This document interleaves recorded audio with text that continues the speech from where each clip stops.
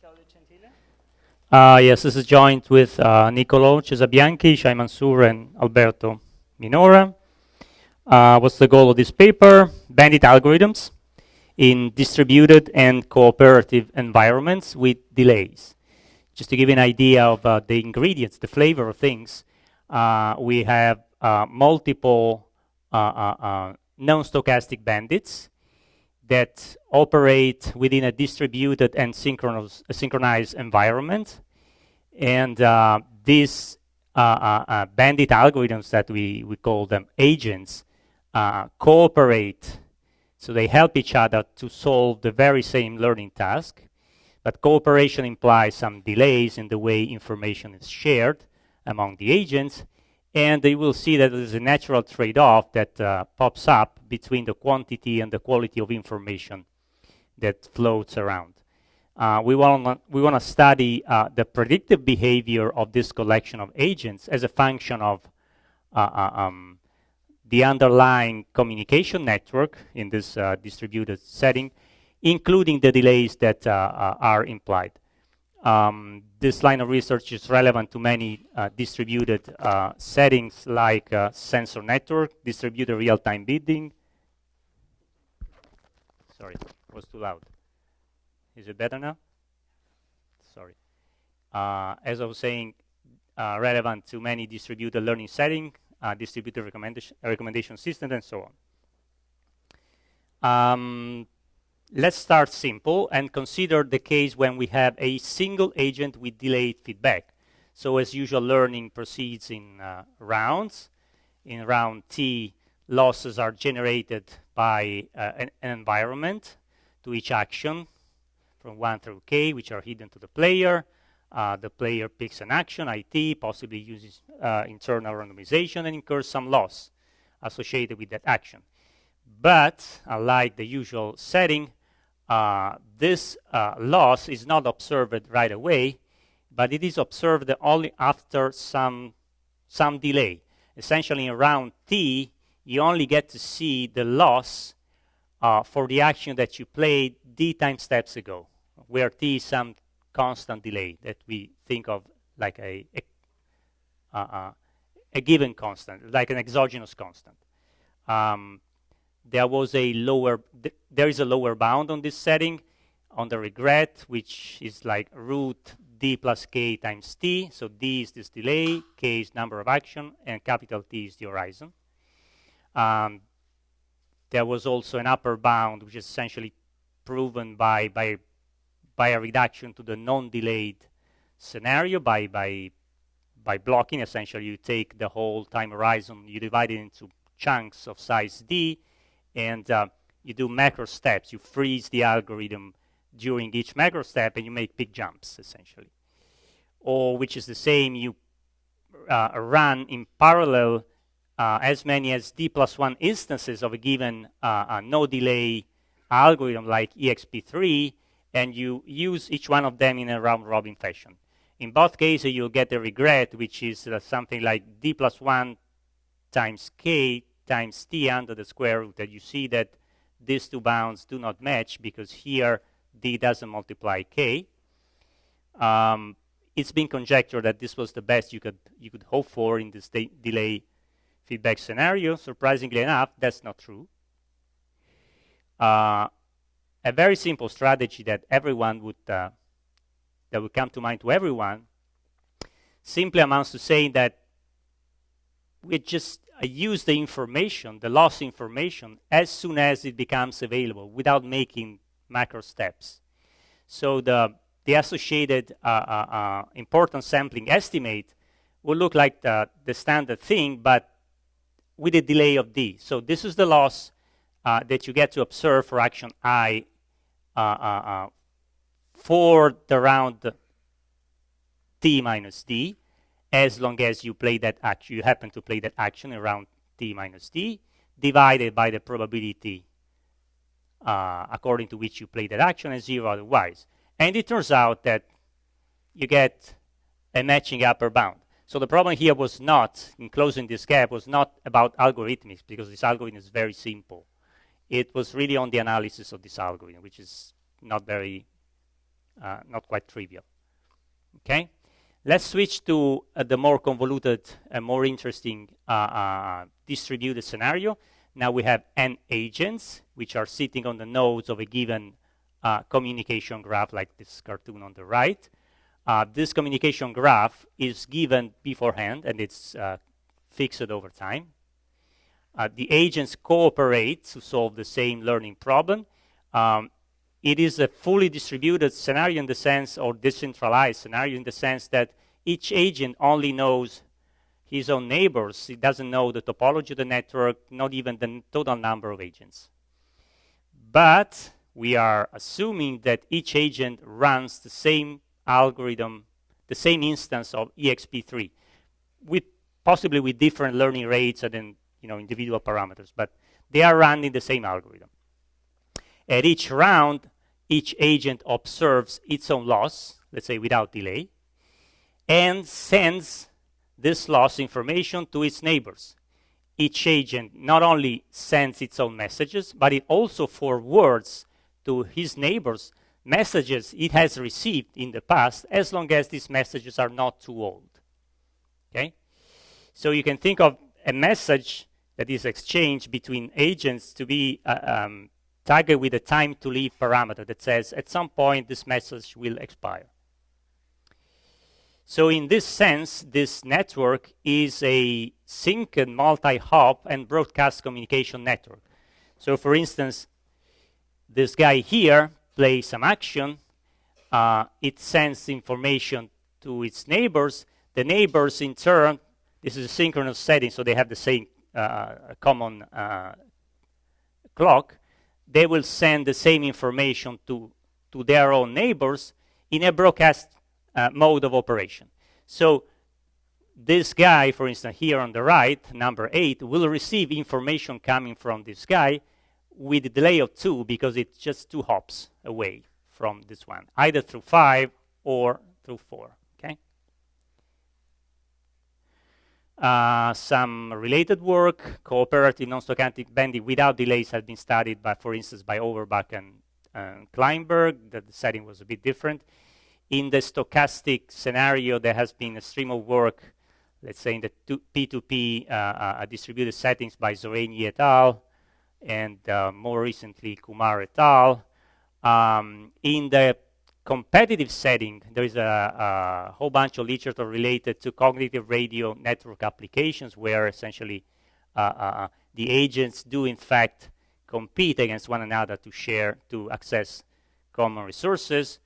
And this is also related to some extent to distributed gradient descent, Zinkevich et al., Agarwal Ducci, McMahon Streeter, Ducci et al., 2015. Okay, what is the learning protocol? At time t, each agent V, we call it V as vertex of the network, picks an action according to its own private distribution over the actions and incurs and observes the associated loss. And the same loss vector is observed for all agents. As long, if they play the same action at the same time step, they will happen to observe the same loss. Agent V sends to his neighbor a message which has this format, timestamp, ID of the sender, action played, loss received, and the distribution according to which this action was selected. Then V receives from its neighbors a variable number of messages, and it manages to forward these messages to his neighbors, provided these messages are not too old, provided they originated from some other agent which is not too far apart, d hops away at most. So the delay and communication control mechanism which is in place is that each agent receives messages from other agents with delay equal to the shortest path distance between the two agents, because we are in a broadcast mode of operation within this network. A message sent by some agent V at time t will be received by all agents whose shortest path distance from V is at most this constant d, which is this delay, which is for the moment will be shared across all agents. this time to leave parameter or delay parameter D is for the moment an exogenous parameter of the learning problem. So the agents do not really trade off communication versus regret here. So we are given a delay parameter and see what we can do in terms of regret. We are interested in the so-called average welfare regret, which is essentially an average regret across all agents. And of course, if the agents do not happen to cooperate, which amounts to saying that the graph is edgeless, then you can clearly get the standard, root kt or whatever, with or without log k. Let's say kt log k in the case you run exp3. The point is that if you rely on other agents' play, you can clearly improve this regret bound, because you can improve the quality of the local estimators. We will see that the delay parameter D trades off the quality and quantity of the shared information beyond playing the role in controlling the message complexity. So in this bound, we will replace this constant k under the square root with something more convoluted that sort of accounts for the cooperation pattern among the agents. So how does this cooperative importance sampling estimate look like? Agent V, and this is a ball of size D in shortest path distance within this network. I will observe the loss the adversary has generated for action I at time t minus b if any of the agents that are at most d hops apart from me will have happened to play this action at time t minus d, because eventually the message originated from them will reach me. Otherwise, I play 0. So loss that I observe, if I happen to observe this loss, divided by the probability that I will observe this loss. Now, this probability depends on my own behavior, so my local distribution, but also on the distribution kept by all my neighbors, all the other agents, essentially. Notice that as D grows large, the agent V will observe more and more losses, so this will become larger, but from farther and farther rounds. So the quantity of information increases, but its quality decreases because it comes from earlier rounds. So the original, the underlying communication network combined with this time to leave parameter D, we say induces a communication graph, let me call it D sub G, which is in this case just the dth power of G. The dth power of G is just take the original graph and connect any two nodes as long as they are shortest path distance within G is at most D. Okay? So if D increases, this graph gets more and more connected. What kind of average welfare regret bounds do we get? Essentially, we replace the no cooperation bound, regret bound, factor k under the square root with this more convoluted expression. Forget about this thing. So d plus 1 plus k over n multiplied by the independence number of the dth power of g. So the independence number is a measure of connectivity of the graph. Notice that if d increases, of course this term increases, but because this graph gets denser, the independence number decreases in turn. So there is a trade-off between these two terms.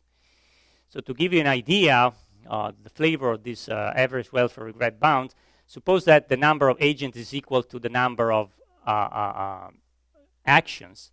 And let's set D to be equal to the diameter of the original graph.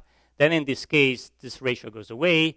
Alpha of G sub D is essentially 1 because G sub D will become a clique whose dependence number is 1. And therefore, we recover the sort of the D delay full information minimax rate, because each agent now we happen to see losses of k random actions with delay D. But of course, this is convenient only in the case when this diameter is small. Just to give you another example, suppose that G is an arbitrary connected graph, then you can easily show that the independence number of its dth power is upper bounded by something like number of nodes, namely number of agents divided by d. And if you set d to be root k, in order to minimize this quantity, you will end up with a better rate than the single agent minimax, which is root k t, because you'll get the dependence on k of the form k to the 1/4. In practice, however, the agents may use personalized parameters if, for instance, they happen to know the network topology. For instance, suppose that the agents now are keeping a pairing of parameters. One is d of v, which sort of encodes the willingness of v to receive messages from outside, and the time to leave parameter, which is possibly different from the delay, which encodes some sort of a willingness to send. Okay, the agent v maybe has a small individual delay parameter if he's located in a dense area, and a small individual time to leave parameter if he's central rather than peripheral in this network, so as not to waste messages.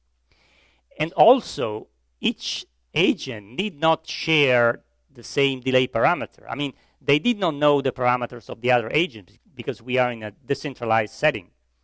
Okay, now we have an exogenous communication structure which is more convoluted, which is sort of given by the combination of the original communication graph combined essentially with this pairing of parameters for each one of the agents. We do not assume the agents know the parameters of the others. Agent V uses message from agent V prime if their shortest path distance is less than or equal to the minimum between the willingness of V to receive and the willingness of V prime to send. And therefore, this gives rise to an asymmetric kind of connectivity communication channel. The induced communication graph will be a directed graph. The important sampling estimate will look like as before. As I said, V receives losses incurred by V prime if and only if their shortest path distance between V and V prime is less than or equal to the minimum between D of V and TTL of V prime. For technical reasons, because the graph is now directed, we need an explicit exploration term to control the variance of the estimators. Just to give you an idea of the bound, essentially look like as before, but now D is replaced by an average delay parameter across the agents. This is now the independence number of the induced communication graph. And it makes sense to consider situations where, I'm pretty much done, where individual delay makes sense. For instance, suppose you have a graph like this with two regions. One is very tightly connected, the red guy, and one is very sparse. If we are forced to select the same delay parameter for them, we'll end up having a dependence on the number of agents in this expression, whereas if these guys will set an individual delay parameter which is constant because they have this information readily available at distance 1, whereas this guy have set a delay parameter much bigger, we will end up having a constant regret here, constant regret terms here under the square root. Wrap up, cooperation with delay in distributed stochastic setting. We have more results that I had no time to present. There are a number of open questions, but I'm not sure I have the time to go over them. So I think I'm concluding here. Thanks.